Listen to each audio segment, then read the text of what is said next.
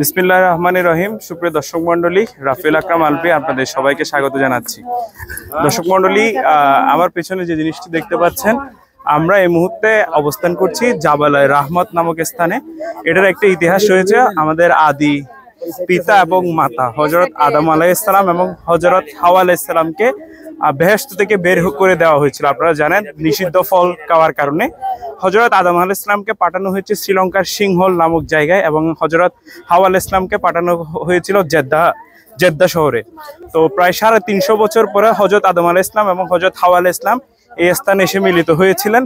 মহানবী হযরত মুহাম্মদ সাল্লাল্লাহু আলাইহি ওয়াসাল্লাম বিদায় হজের ভাষণটিও তো এই জায়গা থেকে দিয়েছিল এবং একটি পবিত্রতম স্থান। আমরা হয়তো বিদায় হজের কথা শুনেছি। বিদায় হজে আমাদেরকে কিছু জিনিস শিক্ষা দেওয়া হয়েছিল। সেটা বলা হয়েছিল ধর্ম নিয়ে বাড়াবাড়ি না করতে, নিজ নিজ ধর্ম পালন করতে, একজনের উপর অন্যজনের ধর্ম চাপিয়ে না দিতে। আর হযরত মুহাম্মদ সাল্লাল্লাহু আলাইহি ওয়াসাল্লাম আমাদের কাছে দুইটা আদর্শের কথা বলেছেন।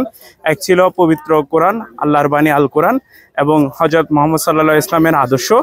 এই দুটো জিনিস যারা শেষ পর্যন্ত ধরে থাকতে পারবে তারা কখনো পথভ্রষ্ট না হওয়ার কথা তিনি আমাদেরকে বলেছেন। আমরা হয়তো দেখতে পাচ্ছেন এই পবিত্রতম স্থানটি। যারা হয়তো আসতে পারেননি, আল্লাহ সবাইকে এখানে আসার তৌফিক দান করুক এবং সুযোগ দান করুক। আসলে উমরা হজ করতে এসে আমাদেরকে জিয়ারার উদ্দেশ্যে আমরা বের হয়েছি সকাল থেকে, এবং একে একে আমাদেরকে যে পবিত্র স্থানগুলো রয়েছে সেগুলো দেখানো হচ্ছে। আপনাদের সকলকে অসংখ্য ধন্যবাদ।